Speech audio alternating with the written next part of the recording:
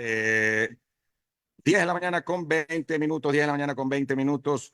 Estamos en Punto de Vista. Oiga, solamente una cosa antes de ir con nuestra próxima invitada. Ayer causó, como aquí todos los días hay noticias y no nos aburrimos en ese sentido, lo del caso de Carlos Poli, que ustedes lo comentaron temprano. Claro, con el doctor Curi. Con el doctor Curi, en extenso el análisis.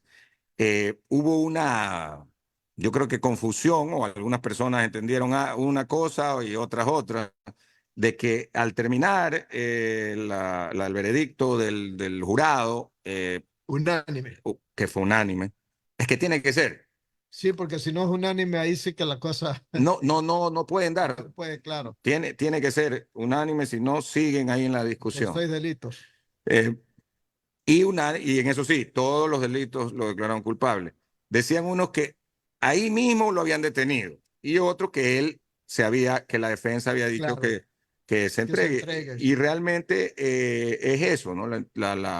Su defensa, sus abogados dijeron se va aquí mismo a quedar, se entrega. Aunque después anunciaron que iban a apelar y que iban a presentar fianza. Eso es lo que no lo entiendo. Yo tampoco entiendo. Para presentar fianza, ese es un recurso ya. Sí, eso también leí. Y que espere la sentencia en libertad. Claro. Pero ¿por qué en primera instancia ayer dijeron que se iba a entregar? Que se iba a entregar? Claro.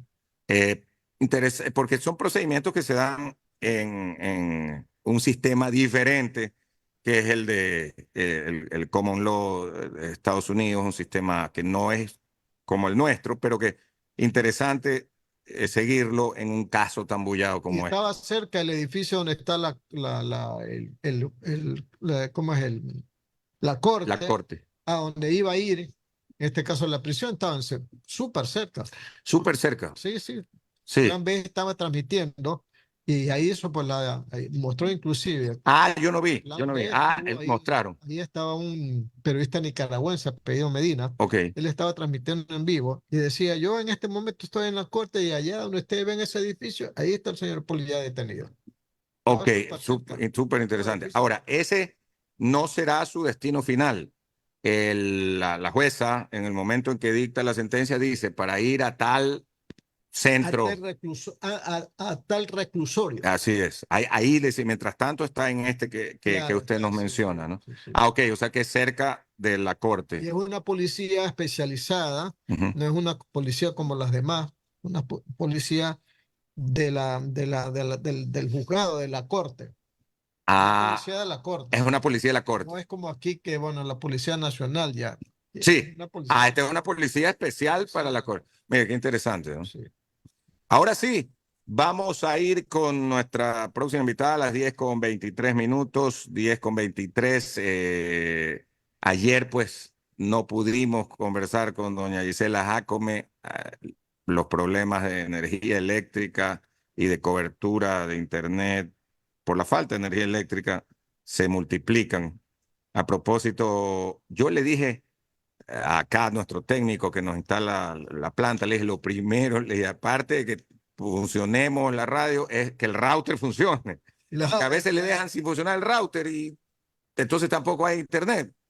Entonces, gracias a doña Gisela Jácome por estar con nosotros.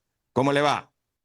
Muchas gracias, queridos colegas. Gracias por esta invitación. Realmente me siento muy honrada de poder compartir con ustedes. Y lo que decían, el problema de la luz nos está afectando a todos y a todo nivel, ¿no? Pero bueno, hay que hacerle buen tiempo, digamos, buena cara al mal tiempo. Algo así es el dicho, ¿verdad? Así es, así es. Buen tiempo, ¿cómo dice? Buena cara al mal tiempo. Exacto. Ahora, sí. Hay momentos en que ya es difícil ponerle buena cara, pero hay que tratar que todo el tiempo pueda ser positivo.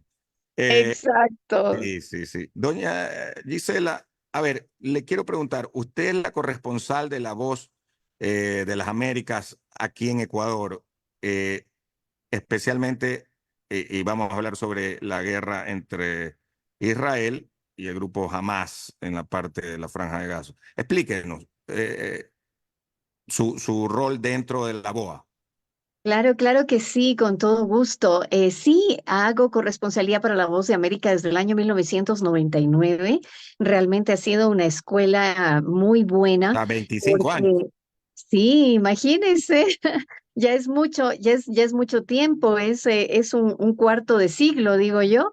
Y bueno, ahí estamos, continuamos trabajando. Mira que ha sido muy interesante porque en Voz de América han pasado muchos corresponsales y realmente de nuestro país, desde hace 25 años, pues he podido permanecer proveyendo de información, haciendo investigación, sobre todo también y coberturas en sitio, ¿no? Que es lo que nos interesa siempre, tener esa idea de cobertura en el lugar donde están ocurriendo las cosas, desde eventos como Angostura, por ejemplo, que nos marcaron tanto, que han sido, digamos, los que más nos han relacionado con este mundo de empezar a hacer transmisiones ya desde los lugares donde se provoca una noticia un poquito más impactante, ¿no? Díganos, usted actualmente se encuentra en Quito. Sí, actualmente estoy en la ciudad de Quito, ahora pues ya preparando nuevas visitas para nuevos lugares. Queremos hacer una cobertura en el Darién y estamos preparando justamente todo el material para poder ir y pues no es fácil. Normalmente lo que tenemos que hacer es localizar personas que quieran conversar con nosotros porque no podemos ir a un viaje sin haberlo planificado, ¿no? Y simplemente llegar y decir, a ver quién quiere hablar. No, debemos planificarlo con anticipación y, por ejemplo, Darién es un punto que nos llama mucho la atención. Lo mismo la frontera México-Estados Unidos. Y Claro. aunque no creamos, hay una frontera que está muy, muy complicada ahora, que es la frontera entre Dominicana y Haití, donde también hay muchísima necesidad y ahí se libran otro tipo de guerras, ¿no? Vamos a ir con Alcides, pero yo pensaba ahorita Alcides, o sea, va allá a la zona de Israel, de Gaza, todo eso, al Darién. ¿No será que de pronto le dicen, oiga, vaya a cubrir algo en París o algo en un lugar más tranquilo? Es que el periodista está donde lo llamen, Es ¿no? verdad, y las Y noticias. la noticia, no lo llama nadie más que la noticia. Y el periodista tiene Sí, que Exacto. estar en el sitio de la noticia porque ese es el mejor periodismo que se hace totalmente. irremediablemente, ¿verdad? Mira, Gisela, ha habido como una especie de mito-realidad, ¿verdad? En esto Ujú, de que la mejor manera de contrastar los hechos no es sentado en un escritorio frente a una tablet o a una computadora, sino ir al sitio de los acontecimientos. ¿Por qué le digo esto? Porque ahora que estamos hablando del tema de la guerra entre Israel y Hamas, o Palestina, ¿verdad? Siempre ujú. se ha dicho que en una guerra la primera víctima es la información. ¿Por qué? Porque de lado y lado hay sus posturas.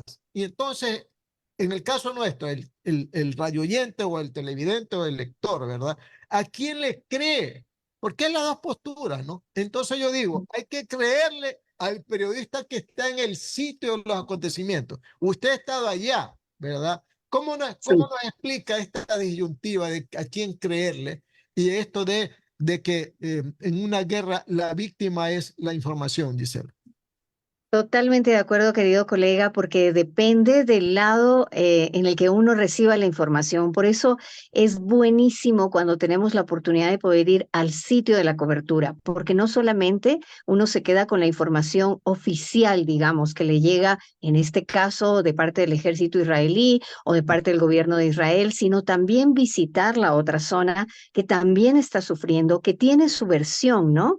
Y allí el trabajo ético nuestro es tan importante de poder contrastar, de poder decir, no todo es bueno, no todo es malo. En esto no hay blancos ni negros. En esto hay una zona en la que convive la información del un lado y del otro lado y nuestra responsabilidad es dar la noticia, dar la información de ambos lados, para un lado o para otro, sino simplemente decir, así se encuentra la situación, esto es lo que está ocurriendo y que el oyente, el televidente pueda tener el discernimiento para decir, esto está ocurriendo realmente, ¿no? Cuando nosotros podemos escuchar, por ejemplo, las voces de las víctimas, gente que ha sufrido de lado y lado, gente que por el un lado es sometida, por ejemplo, por sus propias por la gente que la rodea, que es lo que ocurre, por ejemplo, con Gaza. Es impresionante cómo las mujeres, en mi caso, por ejemplo, soy muy sensible al tema de tratar temas de mujer. Las mujeres en Gaza sufren mucho porque son una máquina de reproducción de hijos. Ellas no descansan, son prácticamente esclavas para tener hijos, no pueden hablar, no pueden expresar, ellas están en casa cocinando y criando niños, si son varones, para que puedan ir a la guerra, y a las niñas para que puedan cocinar y conseguir los recursos para esos varones que vienen después de un día de lucha a poder satisfacer sus necesidades básicas, ¿no? Entonces hay mucho sufrimiento de ese lado. Del otro lado, del lado israelí, hay sufrimiento, en cambio, porque a las víctimas del secuestro, por ejemplo, no las devuelven porque fueron violentados, y las mujeres violentadas en su propio territorio, y es algo que para ellos es muy fuerte también. Entonces, y entender, queridos colegas, que dentro de estas dos convivencias, la gente común y corriente, el gazatí común y corriente, el israelí común y corriente, lo único que quiere es paz. Lo único que quiere es trabajo, como todos en el mundo. Queremos trabajo, queremos paz, queremos estabilidad, pero realmente vemos que hay fuerzas un poco más arriba, digamos, del público común y corriente, que están interesadas en armar estas guerras, unas por poder, otras por religión, otras simplemente por decir de qué lado me pongo o si puedo vender más armas o no, ¿no? Y eso es lo que en estas realidades nos ubica muchísimo. Hablábamos del tema de Arién, por ejemplo. ¿Qué hay detrás de eso? No es simplemente un grupo de personas que sale de países para llegar a cumplir un sueño americano. Hay más cosas allí atrás. Hay situaciones que los países provocan para que la gente salga de su condición y pueda migrar a otro lado con ideas preconcebidas para impactar sociedades. Gisela, Entonces, sí hay que disculpa que ubicarse. te Ajá. interrumpa por el tiempo, No, ¿verdad? Disculpa la claro, claro. interrupción por el tiempo. No, no. Mira, hay un informe de Derechos Humanos de los Estados Unidos, recién aparece hoy día, que Ujú. señala con preocupación la muerte de decenas de miles de civiles palestinos en Gaza, incluyendo niños, lamentablemente, y señala también el número sin precedentes de periodistas asesinados. O sea, porque, bueno, mucha gente dice, no, se murieron los niños, se murieron los jóvenes, se murieron, pero no dicen nada de los periodistas asesinados. Pues, o sea, nosotros, ¿a qué es lo que vamos? A cubrir una información. ¿Y cómo salimos? Muertos, Mm, pues. O sea, exacto. esa es una cosa que hay que ponerse a pensar un poquito, explicarla. Explícale a todos los oyentes el papel que tiene un periodista, que al final de cuentas va a cumplir su misión, ¿verdad? Y Ujú. sale víctima innecesariamente, porque lo que vamos es a cubrir la información y salimos asesinados, Gisela. Explícanos eso. Exactamente, mira, en la zona de Gaza específicamente y en la zona de la Cisjordania, que está al lado este de Israel. Gaza está al lado oeste y al lado sur, digamos, de Israel, mientras que esta otra zona de la Cisjordania que te comento está al lado este, donde también hay palestinos y hay mucho dolor y mucho sufrimiento. Son zonas sumamente peligrosas para el periodismo. ¿Por qué? Cuando tú entras a Gaza, existe un grupo que se llama Hamas, que es el grupo que está allí dando, digamos, batalla contra Israel.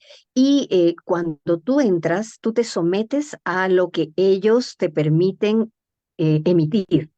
Es decir, te revisan el equipo, aparte de eso, si tienen algo, si tú tienes algo, has capturado imágenes que a ellos no les conviene, te amenazan, te roban el equipo, te lo quitan, te lo rompen, en el mejor de los casos, te piden que borres esas imágenes. ¿Qué ocurre con los colegas que han estado en Gaza? Y eso es muy, muy triste. En la fecha en la que nosotros estuvimos de visita, hace aproximadamente un mes y medio, habían ya perecido 10 periodistas, porque la mayoría de trabajadores del periodismo de empresas internacionales que estaban allí, occidentales, y quienes no han perecido todavía y se han quedado, han sido muy, pero muy pocos, son palestinos, gazatíes, muchos, que sí trabajan para cadenas internacionales, algunos de ellos, pero que tienen que someter todo lo que escriben, lo que filman, lo que ven, a lo que jamás quiere que se publique. Si no lo haces así, puedes morir o simplemente te toman como rehén. Entonces, sí hay mucha amenaza del lado gazatí, del lado de la Cisjordania, para poder ejercer el periodismo. Nosotros vamos en busca de lo que siempre decimos, la verdad y la objetividad. Y a veces perecemos justamente porque somos víctimas de estos daños y ataques también. Las 10 de la mañana, 36 minutos, Radio Atalaya y su programa de opinión política, punto de vista. Estamos dialogando con la periodista Gisela Jacome. Ella es corresponsal de La Voz de América en Ecuador y es ecuatoriana. Más preguntas de mi compañero Julio Ayala. Adelante, Julio. Gisela, muy buenos días. Indudablemente que la labor del periodista es una labor sacrificada, es una labor que muchas veces hasta puede terminar con su existencia, muchas veces una labor incomprendida.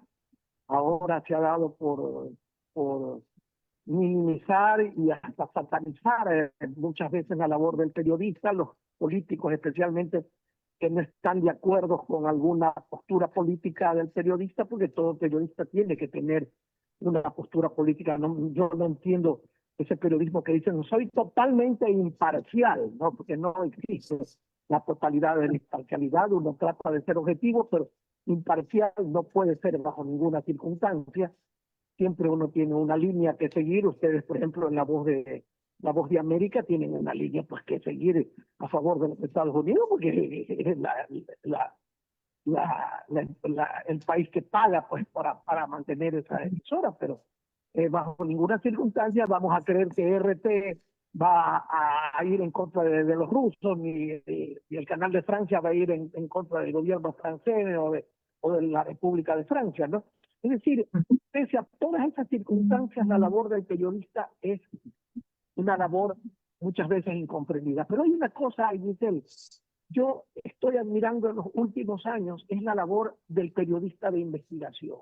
Cómo se juegan el pellejo y cómo han pagado con su existencia el tomar una postura, por ejemplo, investigativa. Está pasando en México, ha pasado en el Ecuador y pasa en muchas partes del mundo donde los periodistas que hacen investigación son hasta asesinados. ¿Qué opinas tú al respecto? ¿Debe haber algún tipo de protección para el periodista que hace investigación y de qué tipo? Sí, totalmente, querido Julio. Mira, el periodismo de investigación es uno de los periodismos más apasionantes, quizás es uno de los periodismos que nos llama muchísimo a la reflexión, sobre todo porque el periodista de investigativo lo que trata es de poner a la luz cosas que muy poca gente conoce y sobre todo arriesgando, como tú dices, la vida. En México tenemos el ejemplo de que todos los periodistas de investigación destacados han muerto y realmente los que logran sobrevivir, y tenemos un grupo de investigación justamente a nivel de América Latina, donde hablamos que el periodista de investigación tiene que hacer sus trabajos llamando la atención lo mínimo posible. Y es más, te comento un poco, en estos grupos, en estas clínicas que trabajamos nosotros, las clínicas de investigación, por ejemplo, para tomar temas complicados como narcotráfico, como trata de personas, como venta de armas ilegales, etcétera. Allí no es solamente uno, trabajamos mucho en equipo y el equipo consigue la protección. ¿De quiénes? Normalmente son ONGs las que están detrás de este trabajo, las que dan protección al periodista de investigación. Normalmente el periodista que hace la investigación no es el mismo que la publica. Y esto es muy importante porque es parte de mantener la clínica de investigación periodística a salvo. Entonces, por ejemplo, si hay alguien que ya está destacado dentro del equipo en el país o a nivel de América Latina, que ya sabemos siempre publica X o Y periodista una investigación, a él se le da toda la información, él se hace responsable de las publicaciones, aunque no toda la investigación sea hecha por este periodista. Hay un grupo atrás de todo que normalmente no es visible. Normalmente este grupo trabaja, digamos, con muy bajo perfil para poder conseguir precisamente esos testimonios, llegar hasta el punto, ¿no? Es un trabajo de altísimo, altísimo riesgo y ahora que estamos muy cerca del Día Internacional de la Libertad de Prensa, hemos visto que el periodismo ya es amenazado en todo nivel y en todos los países. Hay países como Australia, por ejemplo, donde se están revelando casos de corrupción y los periodistas han salido mal parados. En Colombia, ¿cuántos periodistas han salido muertos, víctimas, porque han dicho cosas que a la gente no le gustan o porque han revelado temas que no le gustan? Y coincido contigo, el periodista tiene su corazón inclinado a cierto tipo de comportamiento social, ¿no es cierto? O político inclusive, pero nuestra labor como tal es mi corazón como digamos, ciudadano, está comprometido quizá con esto, pero el corazón del periodista responsable con su audiencia es traerle y llevarle, a pesar de arriesgar la vida, las cosas lo más claras posibles. Y justamente en esto es donde estamos trabajando muchísimo. Hoy por hoy el periodismo de investigación cuesta vidas, cuesta muchas vidas. Y el periodista de investigación, ¿qué es lo que hace? Deja sus escritos, deja sus grabaciones, deja sus videos respaldados en el grupo de periodistas, que es el que generalmente está sustentando la investigación. Entonces, detrás de esto hay mucha gente trabajando y es lo que nosotros queremos decirles, que entiendan que nuestro trabajo no es un trabajo de instigación ni es para molestar. Es un trabajo que pretende sacar a la luz las cosas que normalmente están en voz de todos, pero que nadie se atreve realmente a decir esto es así. Y para nosotros tener cifras, tener testimonios es sumamente importante al momento de hacer una publicación seria y transparente sobre todo.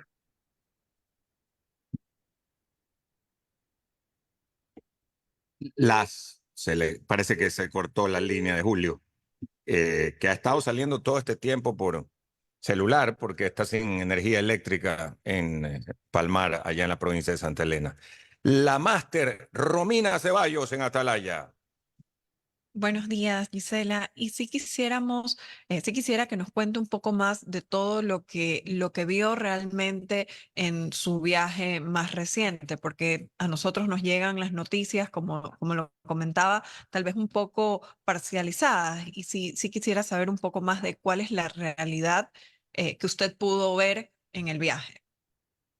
Muchas gracias, Romina, querida. Mira, una realidad de mucha tristeza y mucho sufrimiento de ambos pueblos. El pueblo palestino sufre porque es rehén de grupos terroristas de los cuales ellos no quieren ser rehenes. Lastimosamente, en Oriente Medio y Próximo, las armas mandan. Y cuando un grupo, por ejemplo, como Hamas o Hezbollah o la Yihad Islámica o el propio ISIS, se apodera de zonas, somete a la población a un sufrimiento grave. Les venden todo, negocian con todo, les venden un litro de agua carísimo y a veces ni siquiera es pagado porque a veces no circula moneda, sino les piden, por ejemplo, a las mujeres que sean las que lleven o traigan información y si no hacen el trabajo correcto las las victiman delante de la gente, ¿no? Las asesinan delante de la gente. Eso del lado de los palestinos que están sufriendo, es gente que en este momento sufre demasiado, demasiado, demasiado, no solamente por el ingreso, por ejemplo, del ejército israelí en la franja, eso es lo que nosotros vemos, digamos, en noticia, pero cuando tú llegas a la zona y puedes hablar con las mujeres, puedes hablar con los jóvenes, hay muchos jóvenes que no quieren servir en la guerra, que no quieren ser terroristas, pero que lastimosamente están sujetos por estos grupos que los obligan a matar a sus hermanos. Muchos de ellos consideran los israelíes y los gazatíes son lo mismo, son parte de la misma historia de ese lugar, pero es tal la presión que existe por parte de estos grupos que llevan a estos jóvenes, inducidos muchas veces también por el consumo de opio y de drogas, para que cometan este tipo de atrocidades. Por el lado israelí, hay un sufrimiento espantoso de la gente que todavía no recibe a las personas que secuestraron los terroristas de Hamas cuando entraron aquel 7 de octubre y victimaron a muchas personas. 1.300 personas fueron descuartizadas, muertas en unas circunstancias espantosas, quemadas vivas, situaciones que, por ejemplo, en esta parte de Occidente, nosotros no estamos acostumbrados a ver. Perdón, solo para interrumpir ahí en esa parte, ¿cómo es eso? Descuartizadas, quemadas vivas, así por tortura o parte de los combates. No, sabes que eso es lo peor. Fue la invasión que hizo Hamas, fue una invasión a gente civil, no Sí. luchó contra el ejército, fueron civiles que los encontraron en sus casas, estaban durmiendo y ellos tenían como consigna llevarlos La del vivos. 7 de octubre. El 7 de octubre, exactamente, llevarlos vivos o si quedaban heridos, los tenían que matar y los descuartizaron. Mira, nosotros visitamos las zonas, son zonas donde todavía hueles el aroma de un ser humano calcinado. Esto es un aroma que no sé cómo describirlo. Nosotros entramos a los lugares, fuimos, bueno, como parte de los periodistas que estuvimos de visita en la zona, estuvimos 11 periodistas, 2 ecuatorianos, 3 panameños, 3 mexicanos, el resto una peruana, costarricense y dominicano. Y pudimos entrar a estas zonas donde ya todavía no va gente civil, es decir, quienes vivían allí no están regresando todavía porque es una zona insegura en la frontera entre Israel y Gaza. Pudimos observar sangre todavía en los lugares donde fueron victimadas las personas, todavía permanecen allí restos, digamos, ¿no? Hay restos humanos calcinados, hay restos de la casa totalmente calcinada. No se han movido muchas cosas y lo que yo les menciono, el olor de estos seres humanos calcinados es realmente impresionante porque el ataque fue hecho con mucha saña, yo diría que hasta salvajismo, ¿no? Fue morboso. Las tomas que existen porque los mismos asaltantes, digamos, terroristas, tomaron, hicieron filmaciones y las publicaron algunas de ellas, otras fueron sacadas de los celulares que fueron encontrados en manos de ellos también cuando los tomó presos el ejército de Israel, ¿no?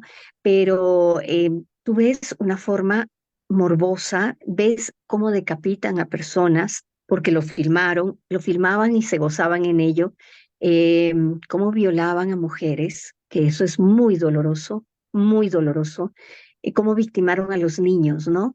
Y cuando tú ves eso, tú dices, es imposible creer que hayan seres humanos que puedan estar pues metidos en esto, pero hay tal adoctrinamiento, digamos así, en el que simplemente la gente se despide de su humanidad y se convierte en un vengador. Creemos que por allí va la cosa, ¿no? Pero es una situación sumamente cruel. El hecho por ejemplo, un cadáver ya destrozado prácticamente, burlarse, bailar sobre el cadáver, quemarlo, incinerarlo después de esto. E inclusive había tomas de incineraciones filmadas de parte de las cámaras de los propios terroristas, de incineraciones a personas vivas, ¿no? Dentro de las casas de estos kibbutz israelíes. Y esto realmente es tremendo, es un impacto fuertísimo. Y como me preguntaba mi colega, el caso de entrevistar a mujeres, pudimos entrevistar a algunas mujeres palestinas que quedaron del lado israelí y realmente sufren mucho. ¿Por qué sufren? Porque ellas trabajaban en casas israelíes y se quedaron allí atrapadas el día después cuando empezó la guerra. Están viviendo en Israel, están tratando de sobrevivir allí, pero sus hijos están muriendo del otro lado, ¿no? Defendiendo una causa por la que quizá nunca han querido luchar. Entonces, son esos sufrimientos tan fuertes, tan graves, que nosotros los pudimos ver, los pudimos palpar, pudimos entrevistar personas que sobrevivieron, sobrevivientes de la masacre, que no entienden por qué están vivos cuando su vecino del frente, del lado de atrás y del otro lado resultó muerto, y ellos pudieron salvarse. Pudimos entrevistar a personas que fueron rehenes y que regresaron después en las primeras negociaciones del grupo Hamas con Israel, niñas y, bueno, ancianos, también ancianas, que pudieron volver. Y escuchar sus testimonios es desgarrador, ¿no? Nos marca como seres humanos, porque decimos, no entendemos cómo una persona puede victimar a otra de tal manera desarmada, ¿no? Porque si lucharan contra el ejército, tú dices, perfecto, es de arma a arma, pero cuando luchan alguien con un arma contra un civil indefenso sin armas, eso sí que es cruel, realmente. Romina, no sé, sí, sobre lo No, sí, mismo. es terrible, ¿no? Es Sí, la terrible verdad que la es así, uno se información queda boquiabierto. que nos llega o que a la que tenemos acceso, tal vez sí es muy parcializada y queremos como seres humanos ver quién tiene la razón, de qué lado, pero con sus declaraciones, lastimosamente, los que pierden son los, los ciudadanos de ambos países, por decirlo de alguna forma. Es terrible. Usted que estuvo allá ve que hay alguna posible solución. ¿Qué se dice? ¿Qué dicen las personas de esos países? ¿O cree Ujú. que esto va a continuar por mucho tiempo? Romina, lastimosamente, ahora no hay una solución rápida. Creemos que todo depende de la negociación que se llegue a tener en cuanto a que devuelvan, por ejemplo, jamás que pueda devolver los cadáveres o las personas que todavía se encuentran vivas, que ni siquiera ellos mismos saben cuántos están vivos. De los 133 que todavía continúan ahí, habían secuestrado a 253 personas, han devuelto al resto, otros han regresado muertos, digamos, sus cadáveres, pero ahora no se sabe cuántos están vivos, etcétera. Todo depende del nivel de negociación, todo depende de que Irán también se calme un poco. Irán tiene entre ceja y ceja que tiene que destruir a Israel, y esto viene desde el 85, realmente no es histórico, porque antes Irán e Israel tenían tratos antes del año 85, y cuando llega esta liberación islámica tan fuerte a través del Ayatollah Khomeini, es cuando se declaran enemigos e Irán empieza a perseguir a los israelíes como si le hubieran quitado algo. Y ahora es muy, muy fuerte porque ellos son los que están detrás del financiamiento de estos grupos violentos, ¿no? Entonces, claro, cuando Irán se calme un poco, cuando puedan mantener conversaciones más a largo plazo, quizá la situación mejore, pero por el momento va a continuar. Israel continúa todavía sus incursiones en Gaza porque le interesa sacar a sus rehenes que todavía están allí. No van a parar hasta que no reciban el último rehén, y eso es así. Y por otro lado, están también defendiéndose del lado norte del Líbano, donde están justamente el ejército de Hezbollah, que es un ejército terrorista también, pero libanés, con una línea muy dura también de ataque religioso, porque consideran que Israel y todo Occidente somos paganos, somos infieles y que a los infieles hay que desaparecerlos del planeta. Entonces, son como situaciones demasiado extremas que se están viviendo y que no se le ve solución a corto plazo, lastimosamente. Tremendo. Yo quería preguntarle a Giselle Jacome, en este caso, Yemen, ¿desde cuándo se volvió un aliado tan fervoroso de Irán y se volvieron tan fanáticos? No, no, esto lo he visto en los últimos años, y porque antes uno decía, bueno, está Hezbollah, Hamas, la gente mismo de una parte en Siria, los del Estado Islámico, eh, pero vemos que Yemen, su gobierno, también tienen una postura tremenda, ¿no? En esto del fanatismo religioso. Exactamente, mira, ahí está mezclada la política y la religión. Lastimosamente, el mundo musulmán, la mayoría del mundo musulmán no es un mundo musulmán agresivo, ¿no? No es un mundo La musulmán gran que mayoría, sí. la gran mayoría que pertenecen a los sunitas, que los sunitas son los más allegados a Mahoma, al principio del Corán, digamos, ¿no? Y el Corán en ningún momento dice tienes que matar, en ningún momento. El Corán es más bien un libro muy amigable, muy santo para los musulmanes. Y gran mayoría de los sunitas son apegados al Corán y no quieren esta violencia. Sin embargo, hay otras corrientes que han salido de allí mismo, que son los chiitas, por ejemplo, que son personas que consideran que liberar el cuerpo, que liberar el espíritu, puede ser conquistado a través de la muerte y la muerte violenta. Entonces, tenemos estos chiitas, tenemos también otro movimiento que se llama alawitas, que son un poco más también digamos, tranquilos en relación a vivir su religión, pero que ven en Occidente no un enemigo, sino de repente alguien con quien pueden hacer negocios sobre todo, ¿no? Pero meten mucha religión. ¿Qué ocurre con Yemen, que me preguntas específicamente? Allí han resurgido los chiitas, es decir, aquellos que siguen a Mahoma, pero no tanto sus preceptos, sino al cuñado de Mahoma y al hijo de Mahoma, que pensaban que la conquista del mundo religioso tiene que ser a través de las armas. Entonces ellos toman armas. Los sunitas no toman armas. Los sunitas viven su religión de una manera más tranquila. Pero los chiitas toman las armas y ellos son los que se han apoderado en este momento de Yemen, por ejemplo, que igual lo tenían sometido con 10 años, 11 años de guerra en una pobreza terrible, y a través de la gente que va saliendo como migrante hacia Europa, ellos van de esta forma esparciendo, digamos así, su forma de pensar religiosa extrema, el tomar las armas para liberar a las naciones y para liberarlas, ¿para qué? Para que sirvan a una religión que también sirve a las armas, ¿no?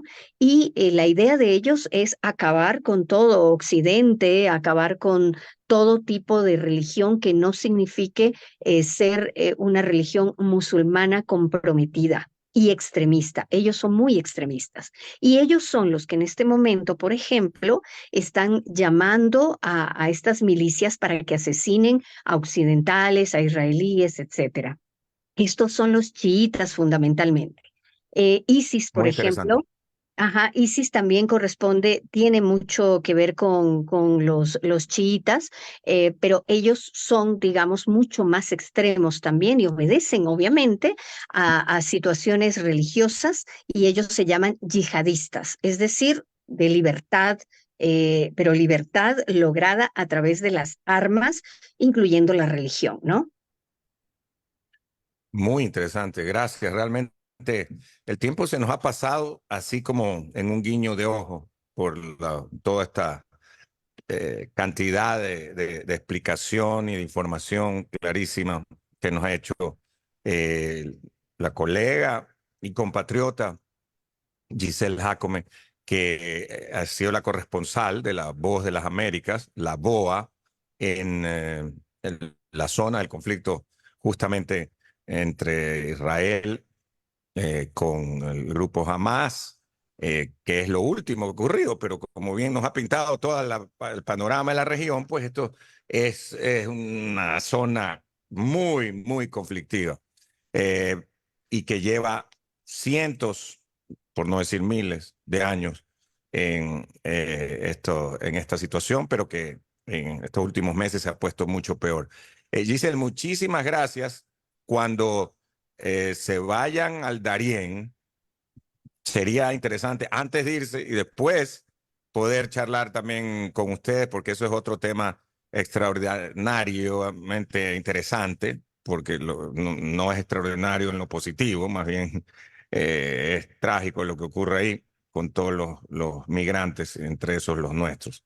Así que muchas gracias. Siempre hemos tenido una gran relación, Radio Atalaya, con la Voz de las Américas y esperamos seguirla teniendo. Recuerdo claramente cuando nos llegaban los discos de La Voz de las Américas antes, luego ya venían por señal telefónica también, luego también venía la parte ya de internet, ahora pues están todas las redes y todo, así que es un servicio, el satélite, perdón, correcto, hacen un muy buen trabajo. También se los ve en YouTube.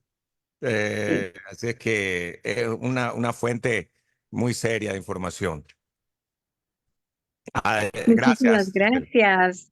Gracias a ustedes, de verdad, siempre un privilegio y por supuesto que estaremos comentándoles antes de que emprendamos nuestro viaje a Darién para hacer nuestra investigación y después de eso les estaremos comentando cuántas cosas hemos podido ver, apreciar, sentir y oler con todos los sentidos.